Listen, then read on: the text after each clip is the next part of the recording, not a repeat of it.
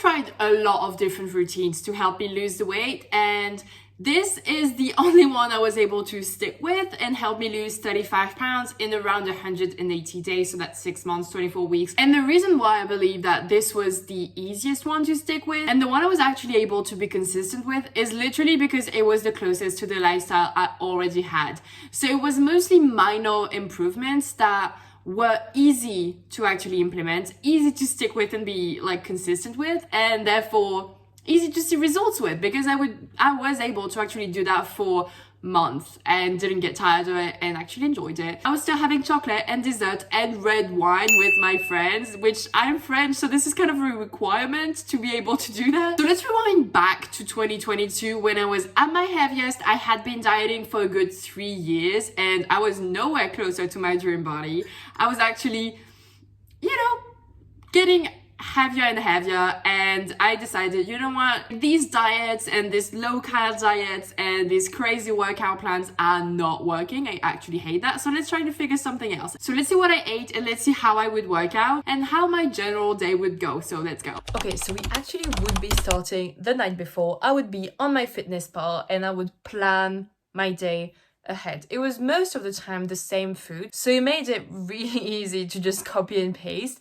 But this type of planning was really crucial in me following the plan, because all I had to do the next day was to just follow what I had planned to eat. So it made it really easy. I highly suggest you start doing that. Oh yeah, good night. Good morning. I used to wake up at about 11 a.m. because I would go to bed at 2 to 3.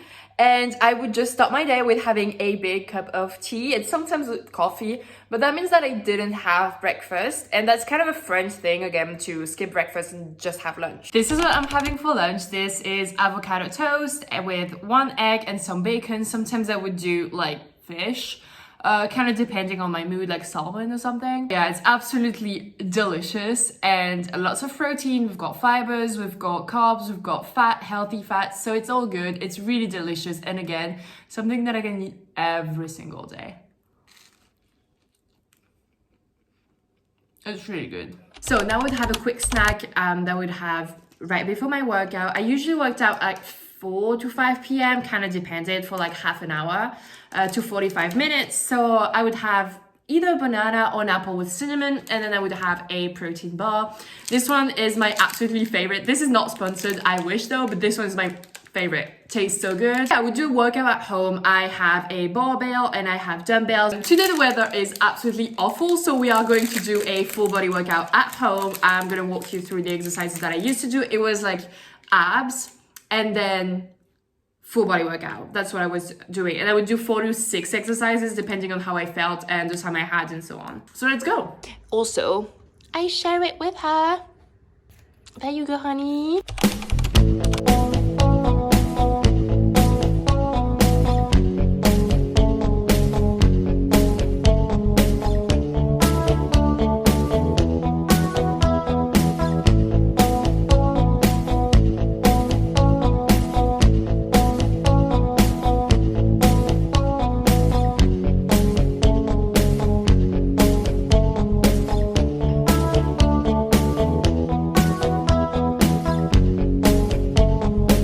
I did 30 minutes. That's pretty much how much I was expecting to do. Yeah, that was great. Okay. Right, so I did forget to mention that as a waitress, I was doing 7 to 12k steps every single day fairly easily. I was working 6 nights every single week and I had 1 day off. So, cardio was pretty much covered. I just really enjoyed running, hence why I was doing it like once per week on my off days. This is what I would have every single day before my shift. It is so good. It is a huge bowl of oatmeal. So we've got oats and fruits, so fibers. We've got the healthy fats with the peanut butter, and I had a scoop of whatever protein powder I wanted at the time. Right now it's iced coffee. It is absolutely delicious, really filling, and I can pretty much eat that every day without getting bored. So I highly recommend. Okay, so now let's talk about the biggest change and the one that you would have the biggest impact on my weight. I was working in a restaurant, right? So I was around food all the time. So guess who was snacking all the time on bread, on fries, on ice cream, whatever I could find, I'd eat that. That girl. So I decided that snacking was the biggest thing that I should stop doing. And I wasn't hungry. It's just because I was around food, right? So the thing that I did was set in place a reward system. And every day I would not be snacking. I would add €2 from my tips into like whatever job. And then I would be actually accumulating quite a bit of money. And I was able to buy myself whatever I wanted. And it was usually like clothes or skincare stuff. Like these are the two biggest ones that I really enjoy doing, and it worked so well because I love buying myself stuff, right? So having this reward system in place helped me when setting up this new habit that I knew would be the hardest for me. So if you want to implement that, the thing is to figure out which habit is going to be the hardest for you to be consistent with, and then you want to set that system in place. And once you have that, like it's over. It's going to be so easy to be motivated at first, and then it's going to become a habit, and then you will still be like doing that, and it will just, yeah, it's basically you want to give that a try. This is literally what helped me stop snacking overnight. Overnight. Having that reward system in place was also helping me saying no to people. Like the chef would be like, do you want fries? And I was like, no, thank you. You know, I'm not hungry. And it was like this reward system gave me the discipline to say no to other people, but also no to myself and be like, I am not hungry. It's just because I'm sitting in front of that basket of bread.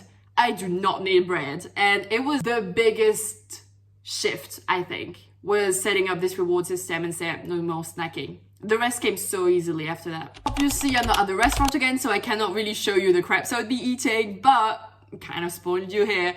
What I would have every dinner after my shift was crepes. First, a savory crepes. So I would have ham, cheese, eggs, and either onions or mushrooms or both sometimes. This is what I would have every single day. I cannot get tired of this food. It is so delicious. Like it's really delicious. If you've never eaten proper crepes, come to a friend's and I'll make you one.